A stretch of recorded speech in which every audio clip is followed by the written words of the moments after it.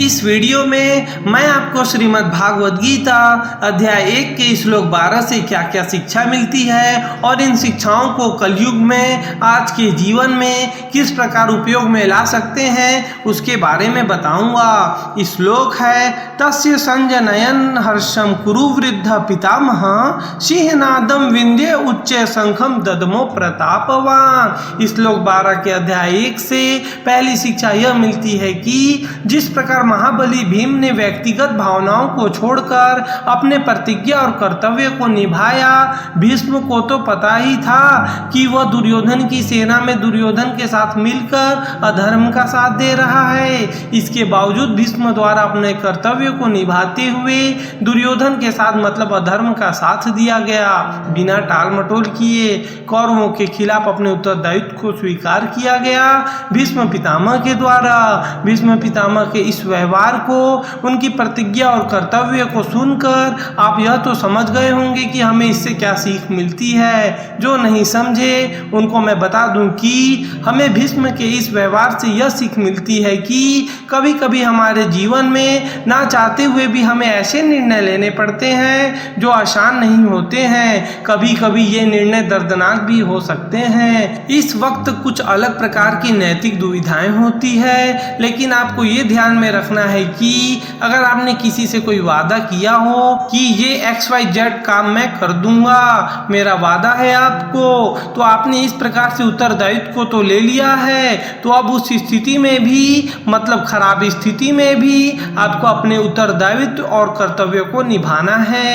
यही धर्म है, यही शिक्षा हमें आत्मानुशासन सिखाता है और साथ ही इस श्लोक से कर्तव्य के प्रति निष्ठा भी सिखाता है। इस श्लोक 12 अध्याय 1 से दूसरी महत्वपूर्ण शिक्षा यह मिलती है कि आज के कलयुग में हम बस युवाओं की शक्तियों को ही महत्व देते हैं। अक्सर ये भूल जाते हैं कि युवा शक्ति के साथ साथ अनुभव और परिपक्वता की भी आवश्यकता होती है, और ये अनुभव और परिपक्वता हमारे बुजुर्गों के पास ही होती है ना। ठीक जिस प्रकार कौरवों के सेनापति भीष्म पितामह बहुत वृद्ध होने के बावजूद भी उनकी सेना में महत्वपूर्ण भूमिका थी और उन्हें कौरवों की सेना के नेतृत्व के लिए दुर्योधन ने चुना, यह जानते हुए कि भीष्म पितामह बहुत वृद्ध हैं, लेकिन दुर्योधन जो भी था उसने एक वृद्ध के अनुभव और परिपक्वता को समझते हुए, वृद्ध भीष्म पितामह का आदर करते हुए, उनके अनुभव को समझते हुए अपने सेना के सेनापति के रूप में नियुक्त किया।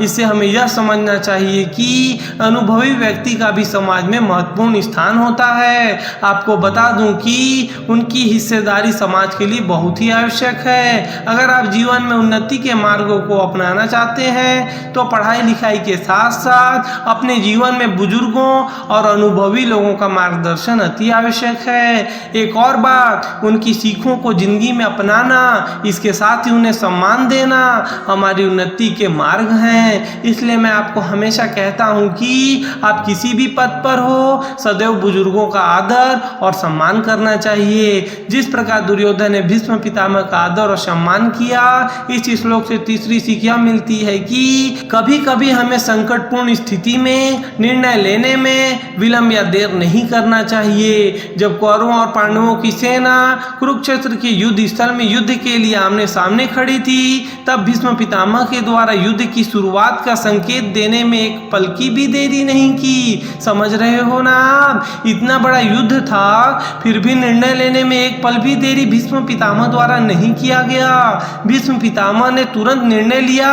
और पूरे आत्मविश्वास से शंख बजाकर युद्ध की शुरुआत कर दी। इससे हमें यह सीख मिलती है कि जीवन में कई अवसर ऐसे आते हैं जब ना चाहते हुए भी हमें निर्णय लेना पड़ता है। अगर जो लोग सही समय पर सही निर्णय नहीं ले पाते हैं वे अक्सर अच्छे से अच्छे अवसरों को भी खो देते हैं। जो लोग सोचते बहुत ज़्यादा हैं वे लोग कभी भी कोई भी कार्य ज़्यादा सोचते रहने के कारण उच्चारण आरंभ नहीं कर पाते हैं। इस श्लोक से चौथी सीख ये मिलती है कि संस्कृति, परंपरा और आध्यात्मिकता का प्रतीक शंखनाद एक क्रिया ही नहीं था, बल्कि प्राचीन काल में युद्ध की शुरुआत शंख बजाकर ही होता था। यह एक परंपरा था जो कि पवित्रता, धर्म की स्थापना और शुद्धता का संकेत देकर संपूर्ण सेना को संकेतित करता था। यह परंपरा भीष्म पितामह द्वारा अपनाया गया।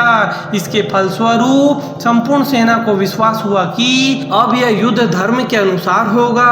कलयुग में इससे हमें यह सीख मिलती है कि आज हम कई बार आधुनिकता के नाम पर अपने संस्कृति और परंपराओं को नकार देते हैं, परंपराओं को नहीं मानते हैं, जबकि इस प्रकार की कई परंपराओं में गहरा वैज्ञानिक और मानसिक आधार छुपा रहता है। हर परंपरा का अपना अपना मानसिक और आध्यात्मिक आधार होता है, जिसे हमें सोच समझकर अपनाना चाहिए, कलयुग में नकार नहीं देना चाहिए। उदाहरण अर्थात आज भी परंपरा के अनुसार कोर्ट में जब किसी व्यक्ति को कटघरे में बुलाकर बयान लिया जाता है तो गीता लाया जाता है और गीता पर हाथ रखकर यह कसम खिलाया जाता है कि मैं गीता की कसम खाता हूँ कि जो भी कहूँगा सच कहूँगा, सच के अलावा और कुछ नहीं कहूँगा।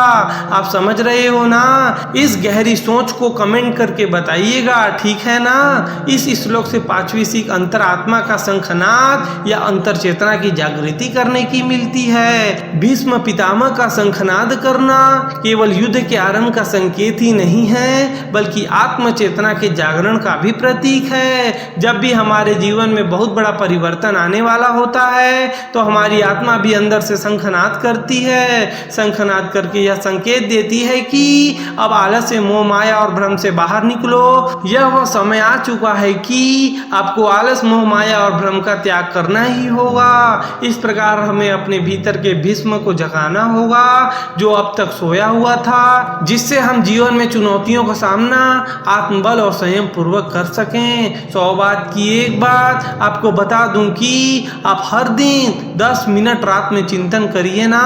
आप तो कुछ और ही काम में लगे रहते हो, अपने आप को 10 मिनट दीजिए ना अपने बारे में सोचने और समझने के लिए। क्या आज मैंने जो भी कार्य किया है यह मेरे धर्म और मेरे कर्तव्य से जुड़ा है कि नहीं? रोज मेरे द्वारा बताए गए इस काम को करते हुए जब भी थक जाइएगा तो मेरे YouTube चैनल को नहीं, भीष्म को याद कर लीजिएगा कि महान भीष्म पितामह 100 युद्ध लड़े फिर भी संयम पूर्वक ही रहे। सोचिए।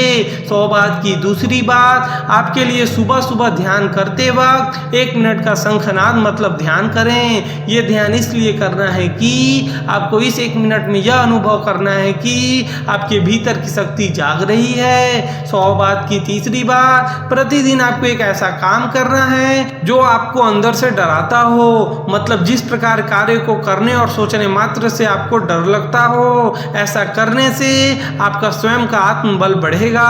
100 बात की चौथी बात, जिंदगी में अनुभव एक ऐसा अपरंपार ज्ञान है जो उम्र के साथ ही मिलता है। उम्र के पहले यह ज्ञान मिलना असंभव है। यह अनुभव का ज्ञान हमें उम्र के पहले नहीं मिल सकता है। 100 बात की पांचवी बात, ये मेरे मन की बात है। बात यह है कि कर्म करना निर्णय ना लेने से बेहतर है। आपका बहुत बहुत धन्यवाद। अगर आपको इस वीडियो से गीता के आध्यात्मिक ज्ञान का दर्शन थोड़ा सा भी मिला हो तो मेरे चैनल को गीता के संपूर्ण अध्ययन के लिए हिंदी और अंग्रेजी दोनों भाषाओं में गीता के ज्ञान की उपलब्धता के लिए मेरे चैनल को सब्सक्राइब कर लीजिएगा, ताकि मैं जैसे ही गीता की श्लोक और उन श्लोकों से मिलने वाली शिक्षाओं का वीडियो डालूं तो आप देख सकें। एक बार फिर से आपका बहुत बहुत धन्यवाद।